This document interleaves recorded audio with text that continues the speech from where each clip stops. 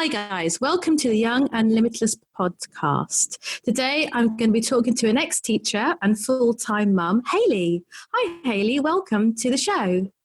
Hi Esther, thank you. So Hayley, you're currently having a cup of tea, and so what kind of foods and drinks do you normally have at this time of night? Oh, I drink a lot of red bush tea. I don't have caffeine, so I try and have lots of alternatives. So either herbal tea or chicory instead of coffee, because that hasn't got caffeine in. So anything like that. And then, that's kind of me usually. I try not to eat after 8 o'clock. Yeah, I try that too. So what happens if you drink caffeine then? I've got a condition called POTS, postural orthostatic tachycardia syndrome. And it means that I have an elevated heart rate upon standing, which is, instead of just jumping 30 beats per minute, which is what that's what standard for most people. Mine generally doubles when I stand up. So, caffeine aggravates that and makes it worse. So I try and eat a plant-based diet, which really helps cut out gluten and dairy and cut out caffeine as well. Okay, and has that helped you with your POTS? Very much so. I used to find I was poorly for most of the week, and my symptoms are mainly based around fatigue. And I would find I had maybe 1 or 2 good days a week before I went on this diet. And now I'd say I usually have about 1 bad day a week, and the rest is, I'm quite well functioning. I still get very tired, but not to the extent that I used to. So it's definitely helped.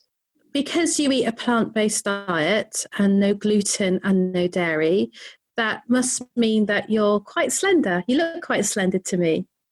Mm-hmm. Yeah. I think most people would agree. Yeah. So have you always been slender? Yeah. I think it's in the genes, as they say. Mm-hmm. So Dad has always been thin. I mean, he's obviously got that hot belly now that men kind of get, but he's never been a large man, even though he's 6 foot.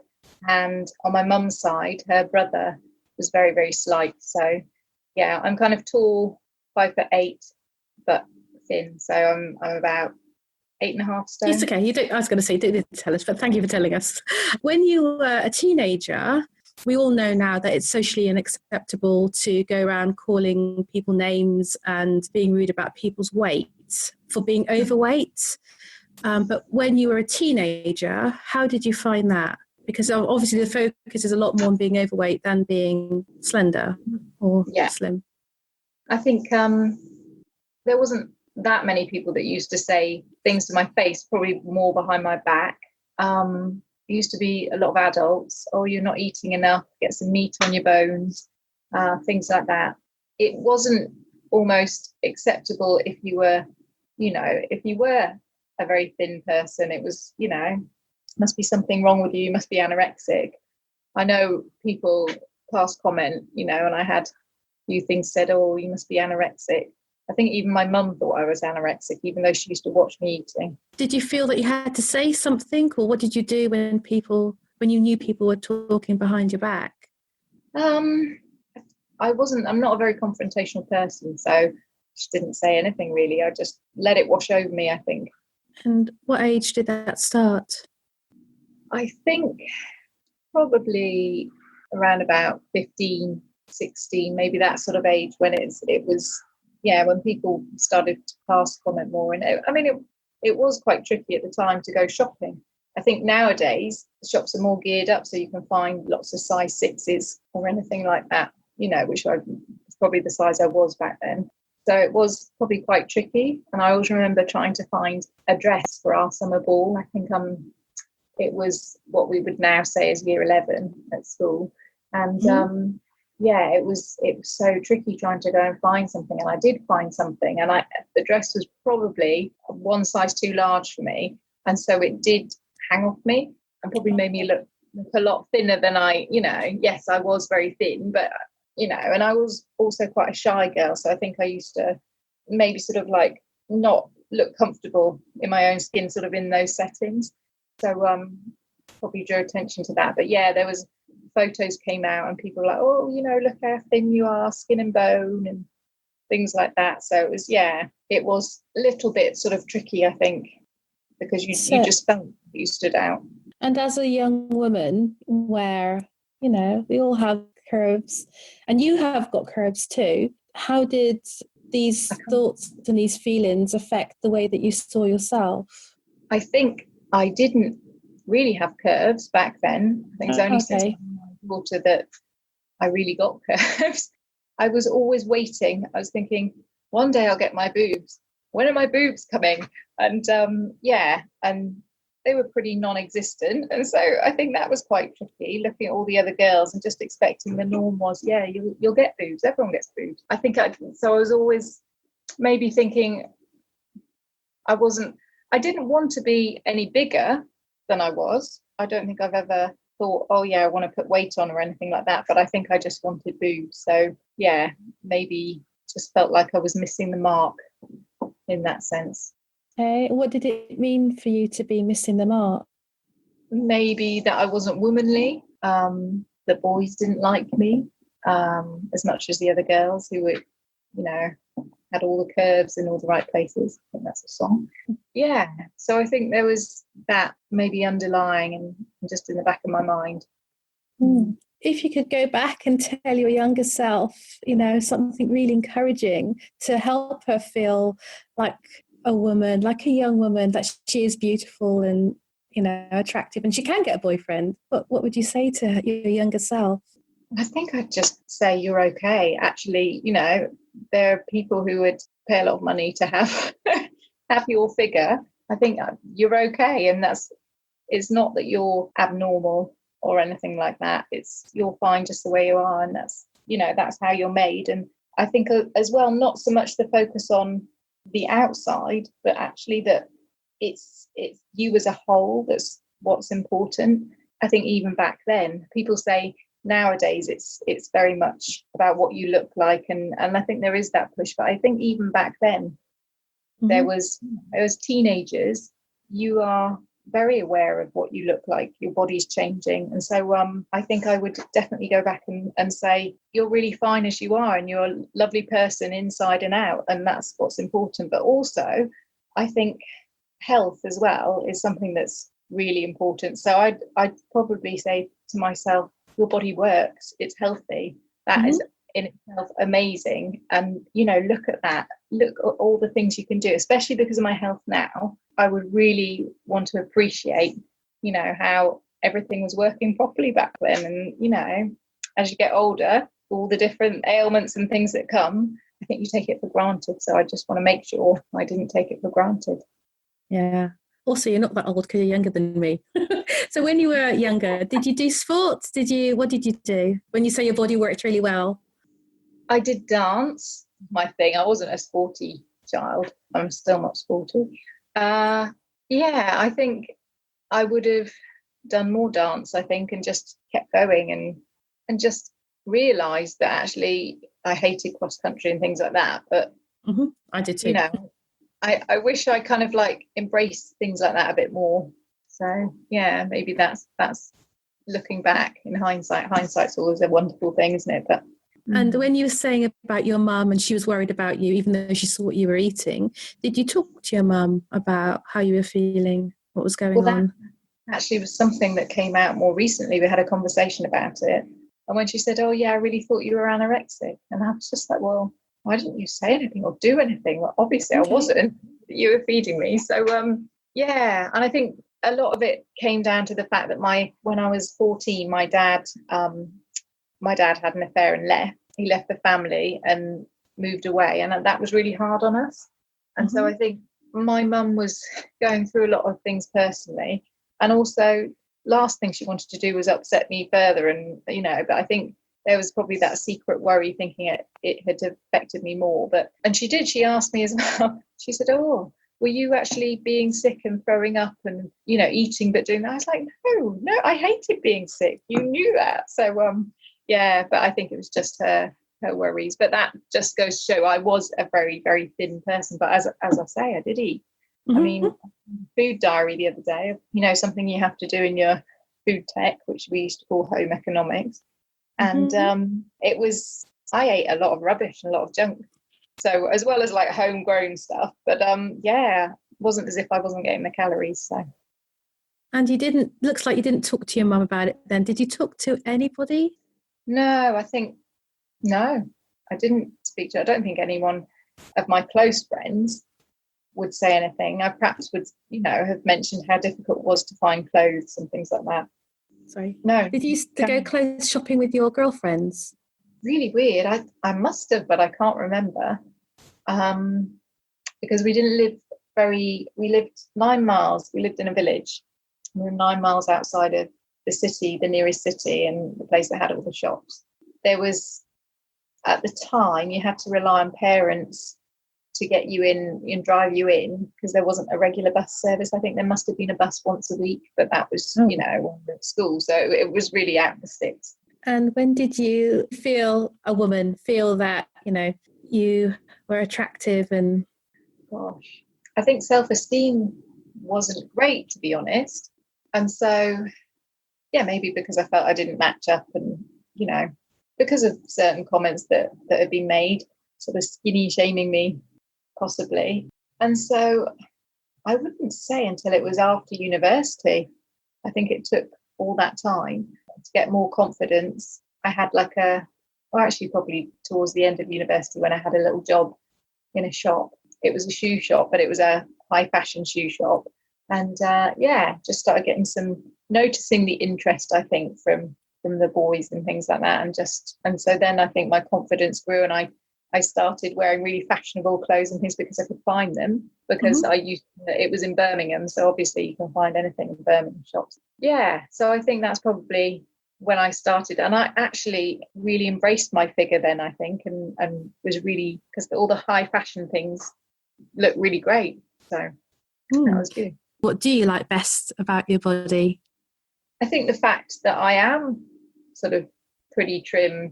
I like my shape. I think even though I'm slim, I have actually got sort of an hourglass shape, long legs. Everyone always has little niggles with their body, but I'm pretty happy with what I've got, I think, really. So that's nice. Your journey has been almost complete. So you've gone from not really appreciating or thinking that your body was attractive to now you do have an hourglass shaped body. Yeah, you do have your curves. Yeah. And I think to understand that you can be attractive to someone else, for me, it was realization that men like different things. Not every man likes big boobs, for example. I was like, oh, that's amazing. That's really cool. So I think it was when the penny dropped in that sense, there was a bit more sort of acceptance that actually it's okay. And I think also, as I've got older, the realization that a lot of attractiveness is actually from confidence. So if someone is very confident and happy in their own skin, that's a very attractive quality. And that's taken me a long time to understand and learn. And one thing I didn't mention was maybe the pressure I put on myself was, as I said, there were certain comments made, external comments, but I think it was the pressure I put on myself that, made me feel quite bad. And I had counselling in my 20s because I actually had something called dysmorphia, where you think you look sort of grotesque, as it were, to other people. And I think that was more based around my face rather than my body. But still, it was, I used to think no one, people must pity me. And I had a really bad self-image. And I think that was probably stemming from a lot to do with my relationship with my dad and him leaving when he did and not having that information. So I had to do a lot of work on that. But I think we were our own worst critics some of the time. We can be, yeah. What was your takeaway from that time of counselling? I think it was that actually it was my internal voice was really harsh and really highly critical. And just because that was my internal voice didn't mean it was telling me truth. So I think it was learning, actually, you don't have to listen to that voice, the negative voice, all the time. And sometimes you don't have it right. You don't have it all figured out. And so That was probably one of the major things I had to learn. And I'd have to say it's taken a long time. I think things don't happen overnight, and it's sort of like you move and grow past things, and things can seem awful at the time you're going through them, but I think you do come out the other side so much stronger. If you had a young woman in front of you who you'd been talking to her, so like if you were working in your last job and there was a young lady, are there any general things that you could tell her to say to herself to quieten the really critical voice that's not telling her the truths? I think first of all, I would try and, say, well, what do people that you trust say around you? Is it the same as what you say to yourself? And because I know for me, people used to say, oh, you're so stunning, you're beautiful, and all these sorts of things. And I would just be like, well, what? Why are they saying that? And I used to think they were lying to be nice to me, and I think that's the very hard thing, is that you don't believe some of the things people say. So you've learned to trust yourself and believe what you say. So it's unpacking that. So I think it's very hard just to sort of like sum up and say, I'd say this, because it's a process that you have to go through. So I would definitely I'd be very affirming, but just try and unpack what feelings and, why those feelings might be occurring, and that voice in her head is telling her those things. And then try and look at sort of like the reality and the truth. And as I said before, that even if it's very difficult for her to overcome that whole, dysmorphia, and I hate myself, I hate what I look like, I would try and say, well, but what are the things that you can focus on that are really amazing? Your body's working, it's doing all those things, also, but you can be the best possible version of yourself. You can have this amazing personality, and that is what makes you beautiful. It's not because essentially we all age, and that sort of beauty fades, but the internal beauty is a thing that's actually what we need to work on, and that's how people relate to us, and that is what shines out and really does actually make somebody beautiful. So I some of those things. That's great. I love what you said about really listening to what other people, your friends who you trust, are saying, because I think we all do that. Somebody says something really nice, oh, you look really good in that, and you go, yeah, okay, thank you, and then you just like don't really let it in. You tend to let in the negative easier than you let in all the nice stuff. But actually paying attention to your good friends. Yeah, so it was weird because I'd accepted myself in some respects, but not others. So sometimes it's just that one negative comment or that one picture that you'll see of yourself that you just think, I look absolutely horrendous in that. And then that becomes your view of what you look like, even though it's just a bad picture or mistakes. Yeah. Yeah. And actually you look lovely, but actually, it might be the clothes, it might be the haircut, it might just be bad the surroundings. Yeah. And back then, because we didn't have phones to take pictures like we do now, it's like, so who knew what was on that film? Or someone could have just clicked something and without you being aware and you pulling a face. So yeah, I'm in a bad position. I think it was quite difficult in that sense back then. So I mean, I'm not saying it's any easier now with people feeling that they have to take lots of selfies and present themselves in a certain way. So it's all swings and roundabouts, but it's seeing that now. But when you're in it at the time, it can be very difficult. And I know that you're talking about the way it is now and taking selfies, and you have a young daughter who's a teenager-ish. How would you help her to care about what she looks like and know that it's about her inner confidence and her inner beauty, but also to know to listen to what people say but not listen too much? Because it's hard to navigate now for young women. Yeah. Image is really off the scale with intensity.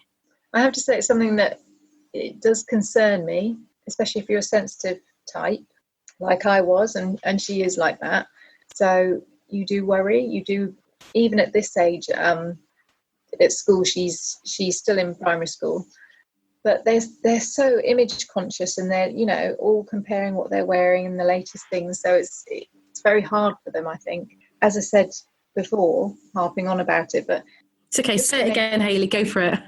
Just to make sure she understands that actually who she is as a person, you know, that's where the true beauty lies.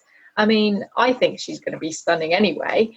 You can often find that, and that's one point I wanted to make before, that people, you can be, you know, you can look different, but different good, and you can, you know, be very individual, and we're all very different, and people can pick up on that. And sometimes a lot of it comes out of envy, or just something, people are unsure of something different, so it sparks a reaction in them. So sometimes people aren't very nice, and they can say things that are very hurtful to somebody, but actually it doesn't mean it's the truth. It can be coming out of some insecurity in themselves, which is generally what it is, envy, something like that. So I think I would try and make her aware that often things that are said that aren't making us very comfortable, and are said that are very hurtful, or that we might have taken to be very hurtful, are usually said because of that other person's insecurity, and they're not anything to do with us, and that we should not base our own opinions of ourselves upon what someone's saying. And actually, if someone does have a negative opinion of you, that's up to them. If you're doing your best and trying to, you know, be the best person that you can be, and trying to be kind to other people, then actually it doesn't matter what that person thinks, and they're not worthy of your time. Great advice. Thank you, Hayley. I mean, that's great advice regardless of what gender you are, or how old you are, or anything really. It's just like, that's separating your stuff from their stuff, and knowing that actually what they're saying is more a reflection on them than on you. That's exactly it. And I think one thing I try to teach my daughter is that the most important thing is to be kind. If you can't do anything else, try and be kind to other people, because actually that goes a long way. And I think especially in our society, we're very British, so we're not very good at giving compliments, and we're quite good at sort of like having a little comment about, you know, if we see someone and, I don't know, perhaps that they didn't brush their hair properly that morning or something, and they're like, oh, look at her, look at him, what they're wearing. And actually, you know, it doesn't take much just to find something good about that person, and try and be positive, and to actually try and give other people compliments, because it is a boost. And absolutely. And one thing we're not very good at is accepting those compliments. Yeah, I think that's another thing that I would like to try and, you know, encourage young girls to learn, is to accept a compliment. It's okay to say thank you, and not deflect it and be like, oh, I just, you know, it's like if someone says, oh, I really like your top, and you're like, oh, this old thing, oh, I just bought this in, you might say, I just bought this in Primark, or something like that. But actually, you don't need to deflect it. You can just accept it and say thank you, and that's okay, and just take that encouragement. So, because it'll give you a boost. Yeah. So that takes practicing, but when you do it, it's lovely. It's lovely for the person who gives the compliment as well, because it's nice to know that somebody believes what you just said, because it's a boost for both of you. And I think sometimes when it's awkward, it might put that person off giving another compliment to someone else, because they think, oh, if we can all learn to be a bit more complimentary, and because you don't know what's going on in that person's head. They might, you know, like I used to be, I might have been thinking, oh, you know, how awful I was looking that day, and, you know, I didn't, you know, I just wanted to hide. But if someone had said something nice, you know, which sometimes they did, might not have believed them, because I might have been having that bad day, but still, it's the little things, and the more and more people that are saying these kind things to you, I think the more and more you're likely to believe it. So, yeah, so compliments are good, I think. Yay. So I'd like to compliment you then, Hayley. I'd like to compliment you on your inner beauty, because you are beautiful, and to thank you for your amazing wisdom. And you've given us so many keys. And You've talked about your POTS. You've talked about being slimmer than the other girls around you and how that made you feel. And you talked about the dysmorphia. And you've given us like so much good stuff that we could practice. Like the last thing you said was complimenting and being kind and listening to your friends and actually trying to listen to your own inner voice about not being too critical. Okay, thanks guys for listening to this podcast. If you want to find me on Instagram, it's Young Limitless Podcast, all one word. Just click on there and you can see all the photos. Okay, take care guys. Bye-bye.